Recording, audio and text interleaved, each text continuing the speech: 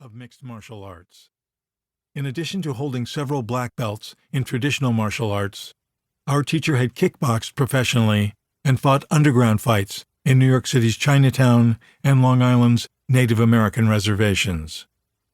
In a loft in Manhattan, he taught me and a handful of others kickboxing, boxing, Wing Chun Kung Fu, grappling, and knife fighting.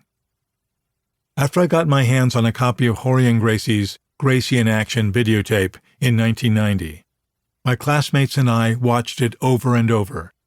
Before the internet, all of us aspiring martial artists traded fight tapes like religious relics, and none was more prized than Gracie in Action.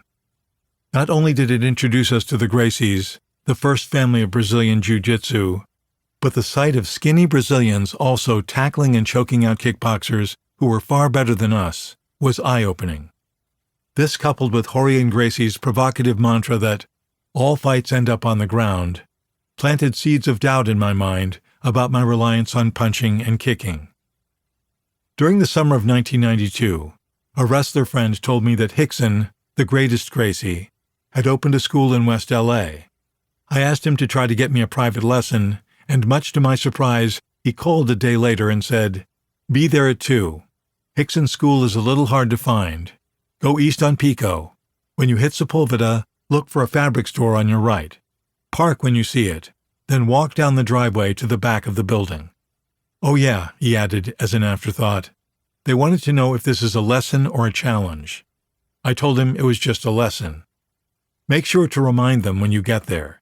Lots of guys are showing up at his school to fight. The next day, I drove down Pico until I saw H. Rimmon Fabrics on my right, then pulled over and parked. I walked down the driveway, past an auto body shop, and saw a set of swinging, saloon-style doors. I pushed them open and entered a starkly lit, traditional Japanese karate school with a raised wooden platform, a makiwara, and an oil painting of an old Japanese karate master on the wall. While the sign said West LA Karate, something was amiss. The platform was covered with frayed green wrestling mats, and there were tan, fit Latinos sleeping on them. The West LA Karate School had rented their facility to Rickson, and now this nondescript fighter's gym was ground zero for a coming martial arts revolution that would forever change the way that the world looked at fighting. "Can I help you?" asked the short, smiling man with a thick Brazilian accent and ghoulishly disfigured cauliflower ears, sitting at a desk and eating a late lunch. "Yes, I'm here for a private," I replied to Rickson's Master Sergeant, Luis Limão Heredia. "Rickson's on his way," he said, then returned to his lunch. I changed in the tiny locker room, and when I began to warm up by kicking the heavy bag, Limão got up from his desk, walked over and asked casually, "Are you here for a lesson or a challenge?" His expression did not change when I replied, "Lesson," because the Gracie challenge was a fact of his life.